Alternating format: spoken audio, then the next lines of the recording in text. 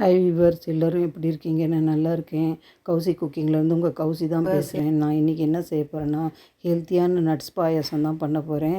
இதுக்கு வந்து ஒரு 17 பாதாம் எடுத்திருக்கேன். அப்புறம் ஒரு 7 முந்திரி பருப்பு எடுத்திருக்கேன். பாருங்கள், வெள்ளரி விதை 1 ஸ்பூன் அளவுக்கு எடுத்திருக்கேன். நான் வந்து அரிசி வந்து நம்ம சாப்பாட்டுக்கு யூஸ் பண்ணுற பச்சரிசி தான் 2 ஸ்பூன் அளவுக்கு எடுத்திருக்கேன். அதுக்கு மேலே எடுக்காதீங்க, நிறைய எடுக்க வேணாம். இது திக்னஸ்க்காக தான் நம்ம சேர்த்திக்கிறோம். பாருங்கள், கசகசா வந்து ஒரு பெரிய ஸ்பூனில் 1 ஸ்பூன் அளவுக்கு எடுத்துக்கோங்க. பாருங்கள், இது கூட வந்து முந்திரி பருப்பு ஒரு 7 எடுத்திருக்கேன். இது எல்லாமே சேர்த்து நைட்டே நல்லா ஊற போட்டு எடுத்து வச்சுக்கோங்க. பாருங்கள், நான் ஊற போட்டு எடுத்து வச்சுருக்கேன். உங்களுக்கு காமிக்கிறதுக்காக நான் எடுத்து காமிக்கிறேன் இந்த அளவுன்னு சொல்லிட்டு. பாருங்கள், இது கூட தேங்காய் வந்து ஒரு சின்ன தேங்காயில் அரை மூடி வந்து அந்த பிளாக் தோலெல்லாம் எடுத்துட்டு சீவிட்டு எடுத்து வச்சுக்கோங்க. பாருங்கள், முந்திரி பாருங்கள், இந்த அளவுக்கு தான் நான் எடுத்திருக்கேன். பாதாம் வந்து எல்லாமே தோல் உரித்து எடுத்துட்டேன். நைட்டே நான் ஊற போட்டு எல்லாமே எடுத்து வச்சுருக்கேன். இது எல்லாமே காலையில் வாஷ் பண்ணிவிட்டு பாதாம் தோல் எடுத்துகிட்டு, கசகசா வந்து நமக்கு வடிக்க முடியாது, அதனால் டீ வடிகட்டியில் அரிசி, கசகசா, வெள்ளரி விதை வடித்து எடுத்துக்கோங்க கொஞ்சம் வாஷ் பண்ணிவிட்டு. பாருங்கள், இப்போ இது எல்லாமே நம்ம போட்டு ஒன்றாவே அரைக்க போகிறோம் மிக்சியில். இது கூட 2 டம்ளர் பால் எடுத்திருக்கேன். 1 ஸ்பூன் நெய்யும் தேவையான சர்க்கரையும் எடுத்துக்கலாம். உங்களுக்கு சர்க்கரைக்கு பதிலாக நீங்கள் நாட்டு சர்க்கரை அப்படி இல்லைன்னா வெல்லம் கூட நீங்கள் எடுத்துக்கலாம். பாருங்கள், இது எல்லாமே நான் போட்டுக்கிறேன். பாதாம் வந்து தோல் உரித்து எடுத்து வச்சுட்டேன். பாருங்கள், இது தண்ணி வடிச்சிட்டு எல்லாமே போட்டுக்கோங்க, ஒன்றாவே நம்ம அரைச்சிடலாம். இது கூடவே நான் தேங்காயும் பொடி பொடியாக போட்டு கட் பண்ணி நல்லா நைஸாக அரைச்சிட்டு வந்துடுறேன்.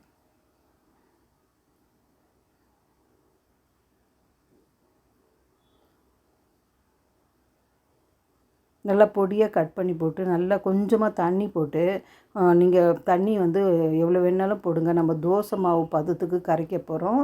கொஞ்சமாக தண்ணி போட்டு நல்லா நெய்ஸாக, கொஞ்சம் கூட திப்பி இல்லாமல் நல்லா நெய்ஸாக அரைச்சிக்கோங்க. பாருங்கள், இப்போ நான் அரைச்சிட்டு வந்துடுறேன். பாருங்கள், அரைச்சிட்டு வந்துட்டேன். பாருங்கள், இந்த அளவுக்கு இருக்குது பேஸ்ட்டு. ரொம்ப பாருங்கள், கொரகொரப்பு கொஞ்சம் கூட இல்லாமல் நல்லா நெய்ஸாக மசிஞ்சிடுச்சு. இது ஒரு பக்கம் எடுத்து வச்சுக்கலாம். பாருங்கள், இந்த அளவுக்கு நான் அரைச்சிருக்கேன். இப்போ வந்து எப்படி செய்கிறது பார்க்கலாம். பாருங்கள், ஒரு பேன் வச்சுருக்கேன் அடுப்பில். கொஞ்சம் வந்து ஹைட்டாக இருக்கிற மாதிரி பேன் வச்சுக்கோங்க அடுப்பில், இல்லைன்னா பொங்கி வந்துடும் இது. பாருங்கள், 2 கரண்டி சர்க்கரை இப்போ நான் போட்டுக்கிறேன். இது வந்து நம்ம கேரமல் பண்ண போகிறோம். அந்த கேரமல் பண்ணால் அந்த டேஸ்ட் வந்து இந்த பாயாசத்துக்கு ரொம்ப டேஸ்ட்டு கொடுக்கும். அதுக்காக நான் கேரமல் பண்ணுறேன்.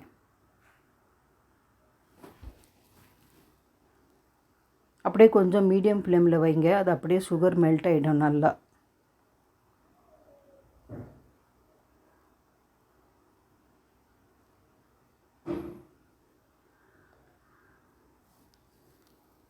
பாருங்கள், கொஞ்சமாக மெல்ட் ஆகிட்டு வருது. இது இன்னும் நல்லா கொஞ்சம் மெல்ட் ஆகட்டும்.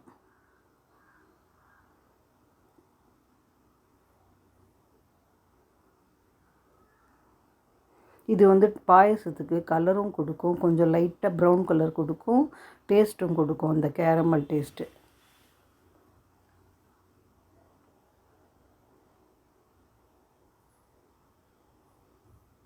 ஃப்ளேம் வந்து ரொம்ப அதிகமாக வைக்காதீங்க, கேரமல் பண்ணும்போது கொஞ்சமாக குறைச்சி வைங்க.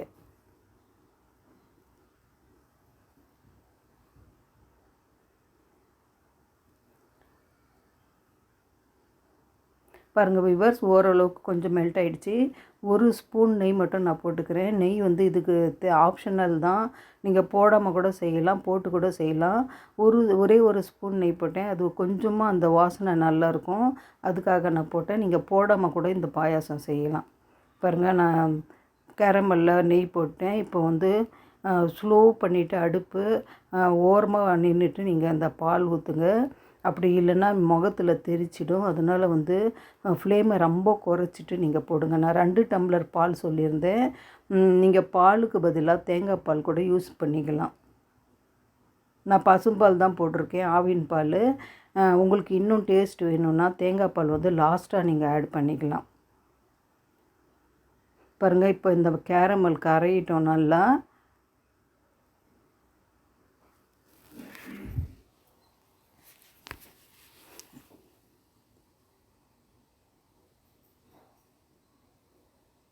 பாருங்கள், இப்போ நம்ம நைஸை நல்லா அரைச்சிட்டு வந்தோம் இல்லையா, பால் கொதிக்கிட்டோம், நம்ம அரைச்சிட்டு வந்த விழுதை போட்டுக்கலாம்.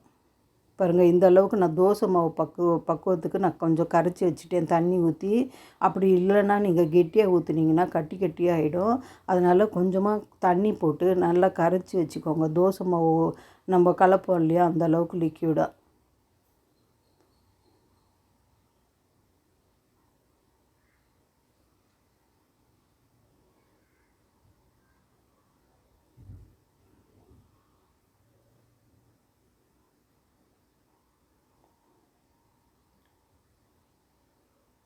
பாருங்கள், நம்ம போட்ட கேரமல் நல்லா கொஞ்சம் கரைஞ்சிட்டு வந்துடுச்சு பாருங்கள். இப்போ கொதிக்குது பாருங்கள், இன்னும் கொஞ்சம் தான் இருக்குது. ஃப்ளேம் வந்து கொஞ்சம் குறைச்சி வச்சுடுங்க, இல்லைன்னா அடுப்பு பொங்கிட்டு எல்லாமே வெளியில் வந்துடும். அதனால தான் நான் ஹைட்டாக பாத்திரத்தை வைக்க சொன்னேன்.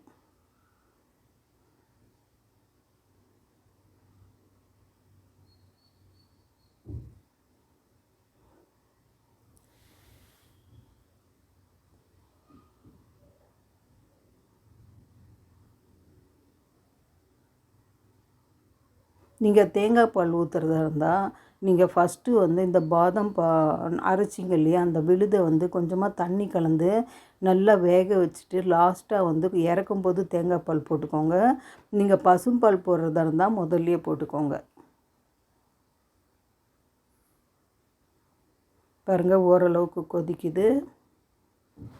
நம்ம போட்ட நம்ம சுகர் நம்ம போட்டோம் இல்லையா, பாருங்கள் அந்த கேரமல் நல்லா மெல்ட் ஆகிடுச்சு. இப்போ வந்து நம்ம அரைச்சி வச்சதை போட்டுக்கலாம்.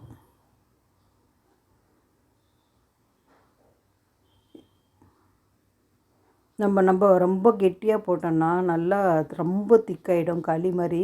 அதனால கொஞ்சம் நீங்கள் வந்து லிக்யூடாகவே போடுங்க. அப்போ தான் அது கொதிக்கும்போது நல்லா கொஞ்சம் வந்து ரொம்ப கெட்டியாயிடும். நமக்கு தேவையான அளவு தண்ணி போட்டுக்கலாம். பாருங்கள், கொஞ்சமாக பாருங்கள், ஓரளவு கொஞ்சமாக திக்காகுது.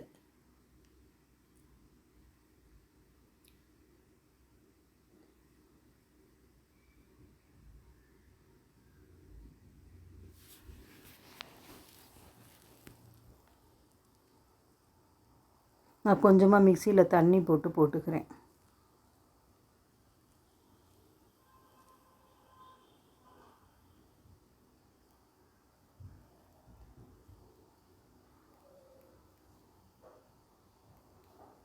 இப்போவும் நீங்கள் ஃப்ளேம் கம்மியாகவே வைங்க. நம்ம வந்து போட்டிருக்கிற அந்த நட்ஸ் வந்து கொதித்து வெளியில் வந்துடும் நல்லா பொங்கி. அதனால் வந்து நீங்கள் அடுப்பை வந்து ஃப்ளேமை குறைச்சிட்டே செய்யுங்க.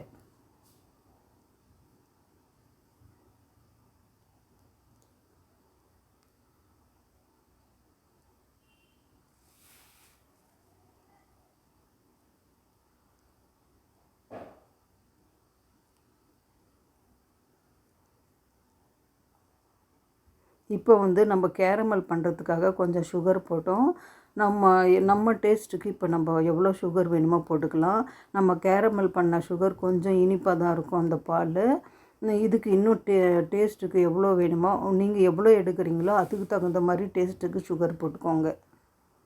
பாருங்கள், நான் ஒரு கரண்டி அளவுக்கு சுகர் போட்டிருக்கேன். உங்களுக்கு எவ்வளோ வேணுமோ போட்டுக்கோங்க. பாருங்கள் எவ்வளோ திக்காயிடுச்சு பாருங்கள், கொதிச்சிடுச்சு. பாருங்கள் நல்லாவே திக்காயிடுச்சு. இன்னும் நல்லா கொதிக்கட்டும், இன்னும் நல்லா திக்காவும். உங்களுக்கு தேவைன்னா கொஞ்சமாக இன்னும் ஒரு டம்ளர் பால் கலந்துக்கோங்க. அப்படி இல்லைன்னா நீங்கள் இடியாப்பத்துக்கு சப்பாத்திக்கு நீங்கள் தொட்டு சாப்பிட்றதா இருந்தால் கொஞ்சம் திக்காக செஞ்சுக்கோங்க. அப்படி இல்லைன்னா நீங்கள் டம்ளரில் போட்டு குடிக்கிறதா இருந்தால் கொஞ்சம் லிக்யூடாக பண்ணிக்கோங்க.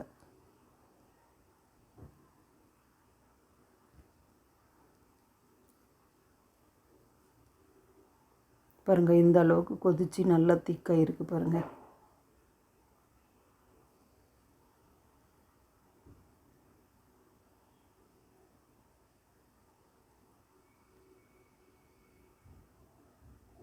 நல்லாவே திக்காயிடுச்சு. நான் இன்னும் கொஞ்சம் பால் கலந்துக்கிறேன்.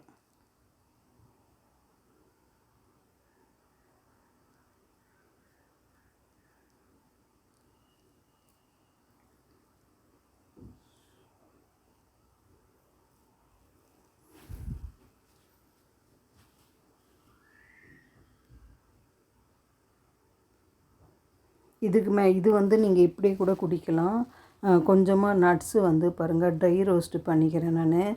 கொஞ்சமாக பூசணி விதை, வெள்ளரி விதை, அப்புறம் கொஞ்சம் பிளாக் திராட்சை, கருப்பு திராட்சை, அப்புறம் கொஞ்சமாக பிஸ்தா பருப்பு வந்து கட் பண்ணி போட்டிருக்கேன்.